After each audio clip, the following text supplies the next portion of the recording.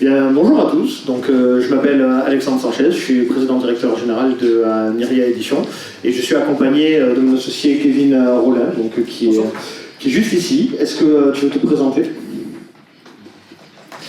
Bonjour à tous, donc moi je suis directeur général de Myria Édition, en étant le PDG. Donc vous allez voir, c'est une société qui est toute nouvelle, toute jeune. Moi à côté j'enseigne à Ciméart en tant que professeur de game design et j'officie aussi en tant que salarié dans une boîte qui s'appelle Cresport for Trainer. On crée des ouvrages sportifs ainsi que matériel sportif, et pour le coup moi je m'occupe de tout ce qui est référence de fiches produits, création de fiches produits, de la com, donc toute la stratégie on va dire marketing pour gérer un site e-commerce. Je m'intéresse au numérique depuis un petit temps quand même, depuis on va dire 2010. J'ai fait un DUT à SRC, c'était la dernière génération avant le DUT ANAMI finalement. Et du coup après j'ai enchaîné par une licence de japonais et par un master en infocom, qui m'a fait après bosser dans différentes boîtes. Je vais revenir sur les sujets. Tout est rapide. Voilà. Donc vous aurez compris que de nous deux, c'est le mec qui bosse, globalement. Moi, je suis auteur, donc j'écris des livres, je suis scénariste, je fais des romans, de la bande dessinée, des contes pour enfants et des livres-jeux, donc des livres dont vous êtes le héros. Et j'officie en tant que professeur de scénario à l'école de cinéma Autographe sur Paris. Et peut-être bientôt dans d'autres écoles à partir de septembre dans la région et aussi sur Paris. Voilà, donc avec Kevin, on a décidé de mettre un peu toutes nos expériences et tous nos talents en commun pour créer Myria Édition. Donc Myria Édition, c'est une maison d'édition transmédia. Donc le transmédia, ça va être la faculté à prendre des univers et à les traduire sous la forme de plusieurs médias. Donc ça sera lié à quelque chose qu'on appelle le cross-média, où on est vraiment sur du parallélisme d'univers, du merchandising. Là où le transmédia va se concentrer sur des pans d'univers, donc imaginaires, pour prendre par exemple, on va dire un roman, on prend le personnage secondaire d'un roman et on le transfère sur une BD pour créer sa propre histoire. Donc voilà, donc on est sur des œuvres, on va dire en éventail ou en rabbit hole. Et le principe, en fait, c'est de concilier toutes les innovations qu'on peut trouver dans le numérique, dans la technologie aujourd'hui, pour agrémenter les œuvres littéraires qui existent aujourd'hui et créer des œuvres qui sont à la fois transmédia, immersives et connectées. Et aussi inclusives, puisque un des fers de lance de Myria, c'est de créer de l'accessibilité et du confort de lecture aux personnes qui sont malvoyantes et dyslexiques. Voilà, donc je pense qu'on a bien résumé le fer de lance de Myria. Donc voilà, donc on s'est déjà présenté en amont, mais vous pouvez avoir une description un peu plus détaillée de tout ce qu'on fait ici. Mais globalement, les étapes de la création de Myria, c'est un peu ce qu'on aime le plus raconter. Et d'ailleurs, comme c'est toi qui l'as initié, j'ai envie de te dire, je te passe le micro. Oui, alors en fait, là l'idée c'est de vous expliquer que tout ce que vous faites dans votre vie, que ce soit des projets à côté, que ce soit des projets dans l'unité, ça peut vraiment un jour résonner, peut-être pas tout de suite, peut-être en prenant du temps, mais un jour ça peut résonner finalement sur un projet professionnel ou un tout autre projet. Nous pour le coup, on s'est rencontrés avec Alexandre il y a une dizaine, quinzaine d'années. À l'époque, moi je gérais un site dont le but était en fait d'écrire des histoires.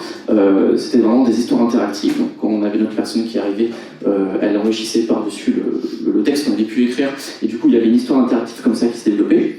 Aujourd'hui, si vous connaissez, si vous faites du JDR, pour le coup, on est en plein dans le sujet. Et donc du coup, en fait, de gérer cette plateforme, derrière, on a dû fédérer une communauté. Il y a une communauté qui a atteint 3000 membres assez rapidement. Donc juste pour le contexte, à cette époque-là, moi j'avais 14 ans, hein, c'était vraiment tout jeune, je le faisais vraiment juste pour le pur plaisir à côté des cours. Et au final, donc il y avait cette communauté, et du coup il y avait forcément des besoins, comme pour une entreprise. Il y avait des besoins graphiques, il fallait qu'on ait une charte graphique pour pouvoir un petit peu ressortir du lot par rapport aux autres plateformes qui se faisaient à l'époque. Il y avait une demande d'animation, donc il fallait pouvoir être capable de gérer une communauté. Il y avait de la modération aussi à effectuer, et aussi parfois des décisions politiques à prendre, des conflits. Voilà, il y avait déjà des questions. On restait tard, jusqu'à 2h du matin, c'est de nouer un débat assez vigoureux sur la prochaine direction à suivre. Et en fait, tout ça, finalement, sans s'en rendre compte, c'est des choses qu'aujourd'hui on applique finalement dans l'entreprise, parce qu'on se rend compte que les débats qu'on pouvait avoir, les réflexions qu'on avait déjà à l'époque, alors qu'on était gamin, en fait, prennent sens aujourd'hui, puisqu'elles sont quasiment identiques. Donc ça, c'est vraiment un gros point qu'on essaie de vous indiquer concernant le fait que ne sous-estimez absolument pas tous les projets que vous pouvez faire à côté ou au sein de l'IUT. Je pense que vous faites des choses suffisamment différentes et intenses pour le savoir. Voilà, globalement, ce que Kevin dit, et il a raison, parce que moi, quand j'avais rejoint cette plateforme d'écriture, j'avais 15 ans, donc je n'étais pas plus vieux que lui. En fait, tout ce que vous faites quand vous êtes ado, vous êtes jeune adulte, que ce soit des lignes de code pour vous amuser, des petits projets de jeux vidéo, des petits projets vidéo, tout ça, il y a un moment donné dans votre vie où vous allez le reporter sur votre CV, ça va vous servir d'expérience, et vous allez rencontrer des collaborateurs ou des investisseurs qui vont être intéressés par votre parcours. Et nous, dans le cadre de la start-up, nous sommes tous les jours en présence d'investisseurs qui apprécient d'entendre ces histoires-là, parce qu'ils se rendent compte en fait que tous les hobbies que nous avons eus étant plus jeunes ont finalement façonné notre projet professionnel, parce que sans le savoir, on gérait déjà un peu un simili d'entreprise. Puis du coup, tout ça, ça a donné Myria. Donc Myria, en fait, ça part d'un postulat vraiment neutre, qui est qu'en décembre 2021, je dis à Kevin, j'aimerais bien qu'on monte quelque chose. Initialement, ça devait être un studio de jeu. J'aimerais qu'on monte quelque chose qui m'en exergue un peu tout ce qu'on a appris ensemble. Et on va voir l'école Cinéart pour lui dire qu'on serait intéressé pour apprendre, et il nous donne des contacts, et ce faisant, on commence un peu à aller à tout ce qui est BGE, CCI, et ce studio se transforme rapidement en maison d'édition immersive et connectée, et aujourd'hui, on en est à l'étape où on a commencé nos premiers prototypages, on a signé nos premiers auteurs, on commence à lever nos premiers investissements, et on est incubé chez Gigamed, donc qui est la pépinière d'innovation qui est basée sur Bessan, et nos prochaines milestones, du coup, ça va être de faire rayonner l'activité de cette maison d'édition et de créer les prototypages, les vrais prototypes de l'innovation qu'on voudrait mettre en place plus tard. Juste un point pour préciser, donc là nous on est en pleine phase de création de la SAS à proprement parler, mais s'il y a un point effectivement à savoir, c'est que toutes les réflexions qu'on a eues en amont, en fait, on l'a mené en auto-entreprise. Donc on a la maison d'édition qui existait en auto-entreprise, qui nous a permis notamment de pouvoir faire des contrats, de pouvoir dialoguer avec les différents auteurs, et de commencer effectivement à tâter un petit peu le terrain, et notamment essayer de trouver un POC. Il faut savoir que en fait, ce qui nous a énormément aidé, c'est en fait le travail qu'Alexandre a pu faire en amont, c'est-à-dire que lui, en sa qualité d'auteur, déjà avec la communauté qui l'embarque autour de lui. Tous les livres que vous pouvez voir que je vous défile depuis tout à l'heure, hein, vous les avez en fond. qui sont la plupart des créations que j'ai fait en 4-5 ans à peu près. Tout ça, en fait, ça a contribué un petit peu à tester le marché et à savoir finalement ce qui fonctionnait moins. Donc si effectivement vous avez un projet qui vous intéresse, un grand conseil que je peux vous donner, c'est de commencer à le prototyper, à faire vraiment des petits tests pour voir un petit peu comment se prend la sauce. Et à partir de là, en fait, on va fonctionner par itération. Je pense que vous connaissez bien ce terme, surtout dans le domaine de l'informatique. On va fonctionner par itération de sorte à améliorer le produit, améliorer l'idée, pour faire en sorte qu'après elle soit bien. Je te laisse enchaîner. Tu veux dire un mot après sur les livres un petit peu en amont? J'en parlerai à la fin, s'il y a des questions-réponses. Alors ça, juste, du coup, moi, à côté, donc on peut dire que ça tombe bien, puisque comme je gère des sites web, notamment marchands, nous on a une stratégie où on va à la fois s'implémenter dans des librairies et à la fois sur des marketplaces. L'avantage, c'est que tous les contacts que moi j'ai pu me faire durant du coup, mon CDI, en toute transparence, hein, je l'ai indiqué dans ma boîte, donc il n'y avait pas de problème avec ça. En fait, je les réutilise par rapport à la boîte qu'on monte. Donc l'avantage de ça, c'est que 1, on gagne du temps, puisque les contacts sont déjà établis. 2, les relations, effectivement, nous permettent aussi de rebondir vers d'autres horizons. Peut-être qu'à un moment, ça a coincé parce que moi, dans ma boîte, on est plutôt du domaine sportif et non pas du domaine, je sais pas, de la fantasy, du rock fantasy. Or, de dire qu'en fait, on va s'adresser plutôt à un public de jeunes, ça nous permet peut-être aussi d'être mis en relation avec des personnes qui sont spécialisées, qui sont différentes. Et voilà, du coup, nous, l'idée, c'est de travailler avec le plus de librairies possible, puisque nous, c'est le type d'implantation que nous visons. Et puis, du coup, ce slide, il est assez parlant, puisqu'on voit, en fait, qu'il y a une tendance du marché à la hausse dans le livre et dans le manga. Donc, c'est aussi pour ça qu'on a voulu vraiment se lancer dans l'édition, parce que la période post-Covid et le confinement ont vraiment valorisé le livre, en fait, puisque les librairies ont eu la chance de rester comme commerce essentiel, ce qui a énormément fait fructifier le marché. Donc entre ce que nous on voulait faire et la tendance actuelle, ouvrir une maison d'édition et tenter de la monter sous la forme d'une start-up, c'est à la fois un pari risqué et à la fois quelque chose de très bien. Voilà, donc pour tout ça, on a fait, alors je pense que dans vos cours vous avez déjà dû en voir, mais on a beaucoup utilisé tout ce qui était enquête de terrain, donc via les outils de Google Forms notamment. Donc nous on est très aficionados des sondages quand on veut tâter le marché ou qu'on veut explorer nos zones de chalandise, puisque nous on n'est pas implanté sur une boutique physique, donc notre zone de chalandise finalement elle est nationale, elle a un rayonnement qui se situe à l'échelle d'Internet. On passe par voilà, ce genre de sondage ou des publicités ciblées qui nous permettent d'obtenir du contenu de qualité et des retours actifs. Pour les sondages ? Juste, lorsque vous faites une enquête, pensez au quantitatif et au qualitatif. Il faut généralement combiner les deux. Les deux ont deux objectifs différents, mais c'est bien à la fois de récupérer donc, des données statistiques pour pouvoir faire des études, mais aussi qualitativement savoir un petit peu les attentes. Donc le qualitatif, ça va être vraiment de dire, ok, bah, je préfère plutôt je sais pas, le manga parce qu'en fait je regarde beaucoup d'animés ou je fais moi-même du dessin. Donc ça va être vraiment des arguments qui vont être différents du statistique où on va avoir des nombres pour ne pas dans un nuage. Et du coup, nous, notre problématique, finalement, c'était que, voilà, en tant qu'auteur, j'ai vadrouillé dans plusieurs maisons d'édition, donc petites, moyennes et grandes. J'ai aussi tenté l'auto-édition. C'est un secteur que je connais. Et il y a beaucoup de choses, en fait, en tant qu'auteur, dont on peut se rendre compte, c'est qu'il y a notamment des problèmes de visibilité, de publicité. Beaucoup d'éditeurs ont du mal un peu avec cette notion de visibilité, surtout dans les PME. Et le marché de la maison d'édition, il ne met pas assez en avant l'artiste, de façon générale, notamment au niveau des paiements donc en royalties, puisque un auteur va être payé un certain pourcentage à chaque vente unitaire de son ouvrage. Généralement, c'est un pourcentage qui est assez faible.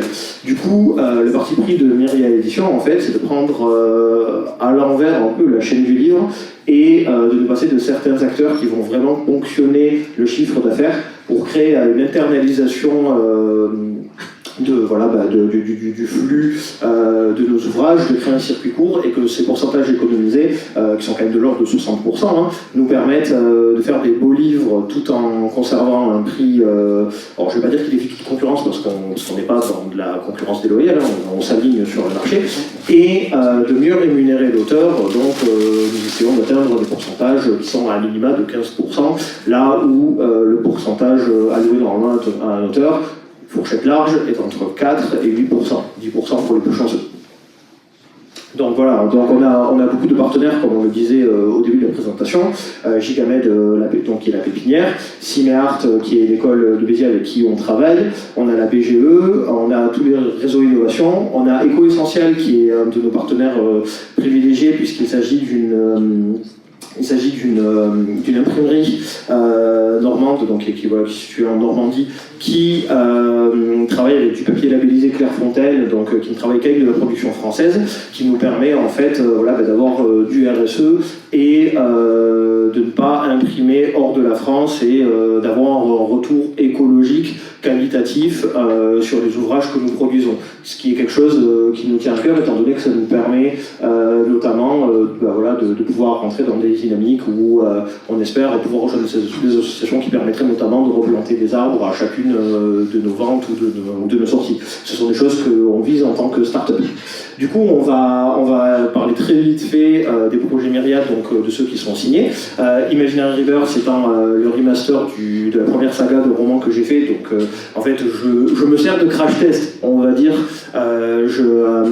J'ai mis certains de mes ouvrages pour qu'on puisse tester nos contenus améliorés et immersifs, de sorte à pouvoir le reproduire sur nos prochains auteurs. Donc je te laisse montrer un peu. Voilà, donc là vous avez par exemple une frame, une interface d'un des mini-jeux qui sont présents dans le livre. Proto, hein. Voilà, donc c'est un prototype, ça passe par agrégation de QR code. C'est un runner, voilà, c'est un platformer horizontal où on va jouer un personnage donc, qui est pourvu d'ailes, qui va devoir réussir à aller jusqu'au bout du tunnel, et ça se fait sous la forme d'un timer et d'un high scoring. Et c'est un mini-jeu bonus qu'on peut trouver directement à l'intérieur du livre en scannant le QR code sur le paragraphe dédié à l'action qui se passe à l'écrit dans la narration. Donc voilà, donc on travaille aussi, comme je le disais, sur du beau livre. Donc l'idée, voilà, c'est de créer des belles versions collector. Alors vous remarquerez qu'il y a de la dorure, mais ce n'est pas de la vraie dorure, puisque la dorure utilise en vérité du plomb. Nous, notre idée, c'est d'utiliser des simili via des vernis sélectifs et de la peinture brillante pour donner un effet de dorure, mais sans toucher à tout ce qui est matériaux nocifs. Voilà, donc il y a aussi du merchandising, donc des mugs, du porte-clés, des standees 3D. Voilà, donc on a plein de styles, on fait dans la jeunesse, on fait dans le young adulte. Ça, c'est notre super carte de visite, on est très fiers, donc on l'a mis dans le slide. C'est un partenariat avec Arteon, qui est une imprimerie de letterpress spécialisée dans tout ce qui est embossage, tout, donc c'est unique en France et on est très content de bosser avec eux. Voilà, on a aussi Corbobal, qui est un manga de Dark Fantasy, qui sera une de nos premières parutions, donc d'auteurs, je veux dire, autres que moi. Là, c'est en exclu. Voilà, donc là c'est l'exclusivité parce que vous êtes les premiers à avoir les planches pour le coup. Et on a aussi l'album jeunesse Les Trésors de Carotte, qui sont faits par l'artiste Quix, donc qui est originellement un artiste de webtoon, mais qui se lance dans une collection de livres jeunesse chez Myria.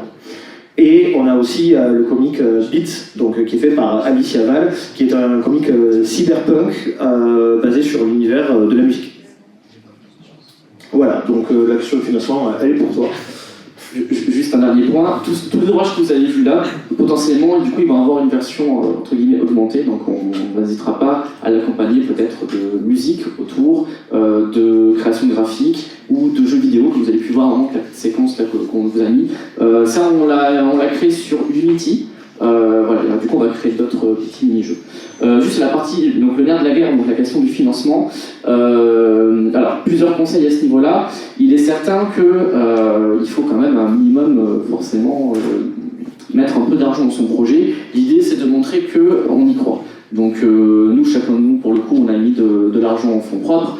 Attention, petite info, si vous vous dites dans tous les cas c'est trop cher pour moi de créer une boîte, c'est trop compliqué, sachez que du coup il y a plein d'aides et on va vous indiquer par lesquelles nous on est passé, et deux, sachez que tout ce que vous allez mettre en place, comme par exemple des factures, des devis, ce genre de choses, ça peut être mis en valeur ensuite pour la création d'une entreprise. Donc ça c'est des données intéressantes, c'est-à-dire que nous au fur et à mesure que l'année dernière on s'est posé toutes ces réflexions-là, en fait toutes les factures préliminaires qu'on a pu faire, ça nous a permis notamment de les injecter pour la société. On vous montrera notamment un dernier goodies collector qu'on aura sur notre campagne Ulule, voilà, donc, qui ouvrira en mai, et qui est un cadre métallisé d'un des personnages du coup, de la saga Imaginary Rivers. Mettez en valeur tout ce que vous avez fait, vos études, vos expériences pro, et mettez-le en valeur pour pouvoir ensuite avancer dans différents projets. Restez curieux, allez dans les différents rendez-vous pro qu'il peut y avoir, les différents salons, rencontrer du monde, serrer des mains, et normalement ça devrait bien se passer. Voilà. Merci à vous. Merci beaucoup.